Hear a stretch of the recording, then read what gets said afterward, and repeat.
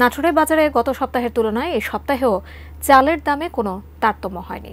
নাটোরের কানাইখালী চালপট্টি থেকে বিস্তারিত জানাচ্ছেন প্রতিনিধি বোরহানউদ্দিন বনি।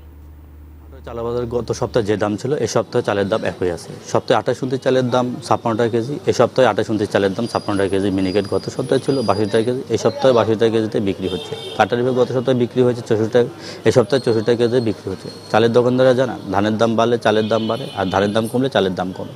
বড় বড় অটোমিলাররা ধানের মজুদের কারণে ধানের দাম বেড়ে যায়। বিশেষ করে ধান উৎপাদনকারী এলাকা হিসেবে পরিচিত রাজশাহী, নওগাঁ, কুষ্টিয়া, দিনাজপুর, পাবনা ও বগুড়া মহকুমায় ধান চাল মজুদ রেখে বাজার কৃত্রিম সংকট সৃষ্টির অভিযোগ আছে।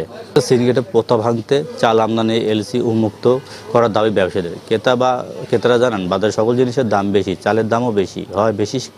বিশেষ করে দিন এনে দিন খাওয়া খেটে খাওয়া মানুষ বেশি বিপাকে পড়ছে। সেখানে 2 কেজি চাল কিনতে তারা হিমশিম খেতে হচ্ছে। নাটোরের কানাইখালী থেকে বোরহানউদ্দিন বনি।